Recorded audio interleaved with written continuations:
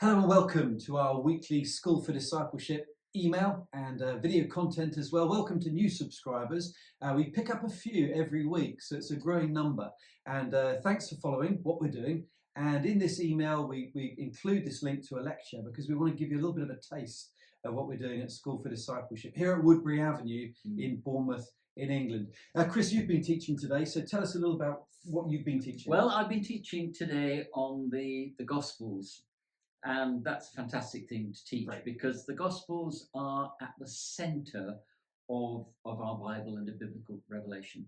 It's not that they are more important in the sense of other books being unimportant or even less important, but there is something about those Gospels because this is where we learn about Jesus himself, his earthly life and ministry, his death, his resurrection, those things that sit right at the heart and core of our faith.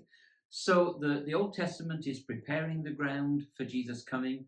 We need the Old Testament because without the Old Testament, we would not be able to properly understand and appreciate what we read in the New Testament, not least in the Gospels. But the Gospels are the kind of climax. And then the rest of the New Testament is unpacking the realities that flow out of Jesus' earthly life and ministry that we find in the Gospels. But when we come to the Gospels, what we've got is this amazingly rich heritage, because we haven't just got one portrait of Jesus, we've got four.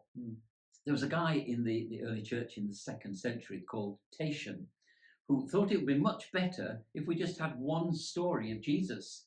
So he compiled this single version story of Jesus called Diatessaron, because it's bringing together 4 different versions, and kind of presented this to the church. Interestingly, the church rejected it. So in our New Testament now, we don't have Tatian's Diatessaron, one story of Jesus. We have 4 Gospels.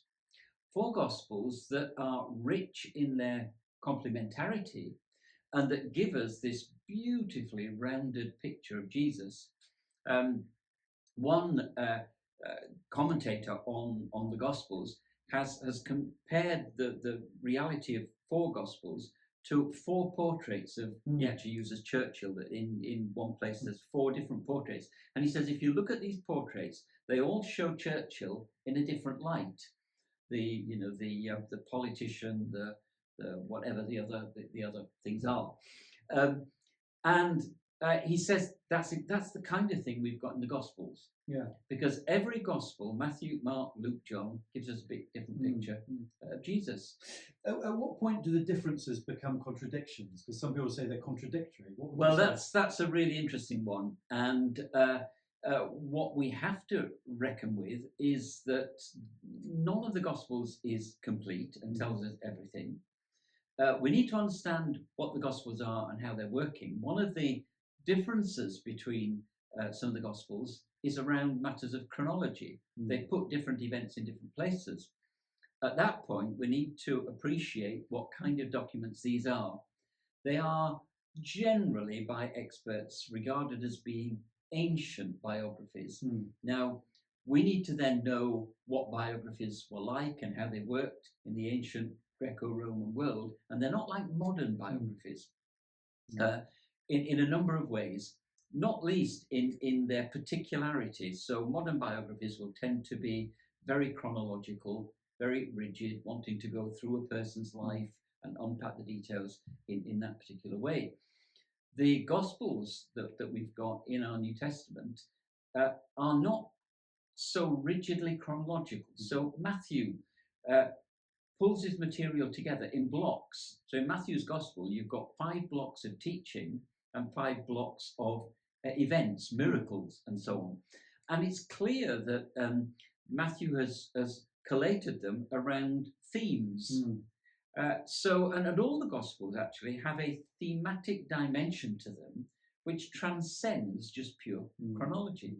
Another interesting way in which the Gospels function as biographies over against modern biographies is when you read them, 2 of them don't tell us about Jesus' birth. So Matthew and Luke, we've got the birth narratives. We know a little bit about Jesus and what happens around his birth. Uh, Mark jumps straight in to John the Baptist and then Jesus' ministry. John actually begins right at the beginning, starts off in the beginning, before time, but having done that, he, like Mark, kicks in with the ministry of John the Baptist and then jumps into Jesus' ministry. Yeah. So nothing about Jesus' birth.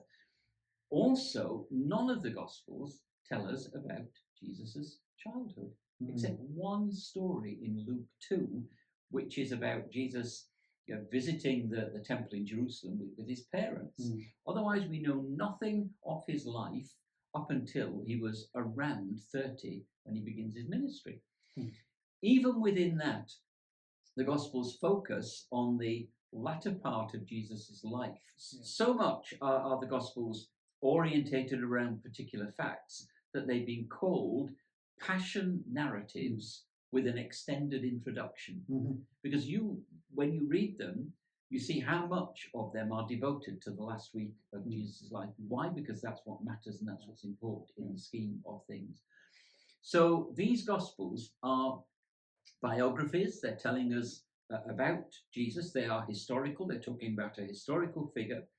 And there is non-biblical evidence relating to Jesus and his historicity. So he's a historical figure. These are historical books.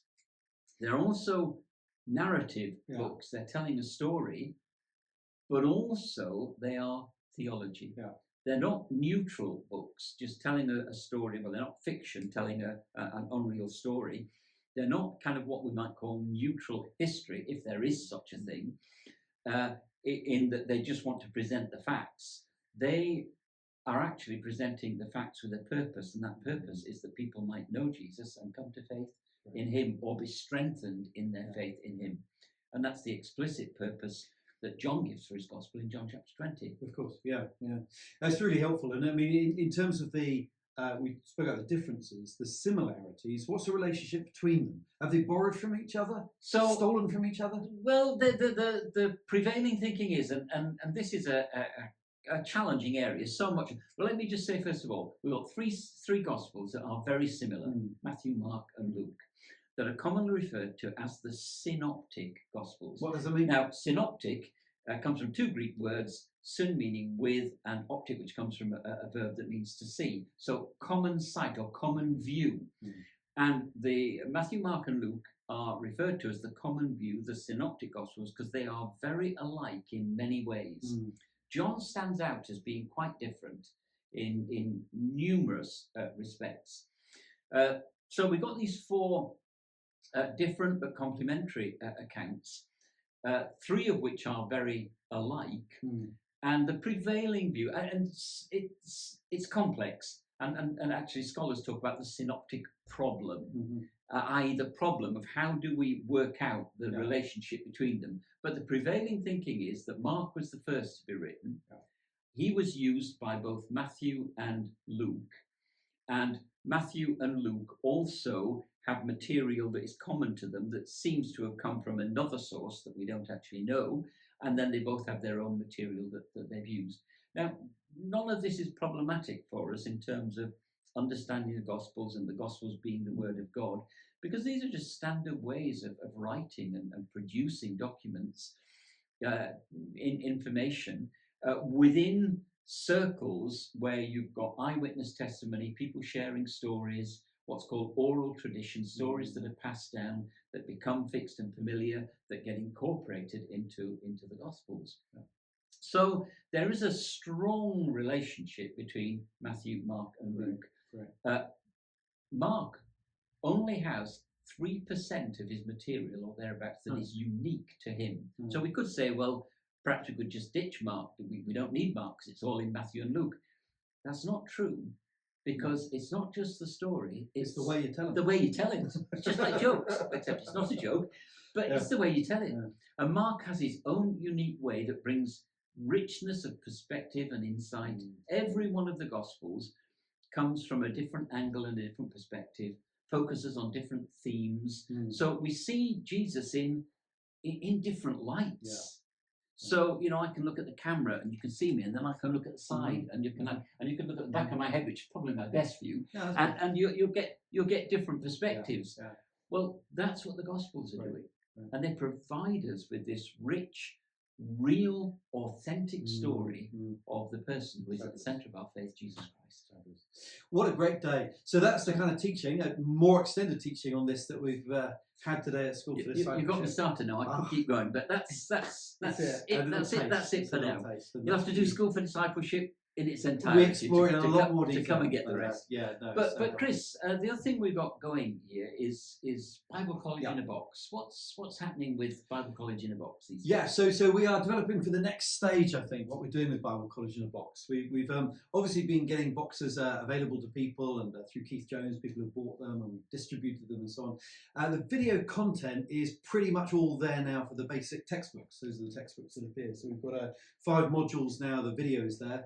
The next stage really is to really push this out further to help people to think about a more programmed way of doing the study, because at the moment, to be honest, if you've got the box, you've got the books, you can go on our website, you'll see, if you click on, I think it's the resources tab at the top, you'll see at the moment 2 of the modules there, and then the other 3 will appear in the next few days. So there are 5 modules there, but it's really up to you to sort of find your way through and do it as you wish. So the new stage will be, or the next stage, to really give a bit more help and support in terms of how you do and progress your study. I think we should be ready then for, let's say, September, that you'll be able to do it with us in a way that kind of overlaps with what we're doing here. Brilliant. You'll be able to follow the video in your own time and do the reading, read the Bible in a year, and connect with these Wednesday emails we send out. So really that's the next stage. Let your friends know about Bible College in a Box, because there may be others who want them. And we've got new complementary commentaries coming in the same format. We've got the New Testament ones, Old Testament are coming. And again, really helpful for going book by book through the Bible with some helpful video accompaniment. So that's where we're at, Chris. This is really exciting, isn't it? With real potential for helping people to progress in their learning and to go deeper and to grow, not just in knowledge, but through that knowledge to grow in their relationship with God. We've seen such an appetite for this. People who want to do theology that will help them grow as disciples. They don't necessarily need to be doing a qualification at great expense. They want to do the study. So there's a real appetite. And you know, the online world is a wonderful platform, but it's also the Wild West. There is so much there. There's some wacky stuff out there. Some of it wacky. So I think what we can offer here is something that's much more of a coherent, reliable, kind of centered, grounded way of doing theology and study. So in the Wild West of the internet, hopefully SfD is going to provide that kind of online learning. And our heart and desire is just to help people get to grips with God's word. And with an understanding and the theology that emerges from that and its impact on our lives. Absolutely right. We've been having lots of conversations. We just had one earlier this afternoon with potential partners. So there may be others doing great work in different specialised areas, and maybe we can provide at least a kind of introduction to those different areas of life and worldview with other partners involved. So really hoping the SfD family is now going to grow to a new stage, a new season, as we go into the summer and beyond. And exciting as it is, even more exciting as we look forward to next year. Some real rich potential there, isn't there? Yeah, we've got a separate post out there about an open evening. So if you're in the Bournemouth area getting this mailing, we've got an open evening coming up in May. What's the date of that again? It's the Thursday, the 14th of May, and at 7 o'clock. There'll be 7 o'clock. There'll be opportunity to hear about what we teach, find out a bit more in person if that can work for you. No doubt we'll have donuts, because there's always donuts when I'm involved, and we'll be able to meet you then in person. But if that's not for you, the online content is there, and do look out for how you can be using this in your own context. Thanks so much for watching, and do keep following. Make sure that these aren't going into your junk folder. I know some people have had that happening, so hopefully we'll be able to make these communications as regular, keep you up to date with what we're up to. But thanks for watching this one. Brilliant. Great to see you. Bye. Bye now.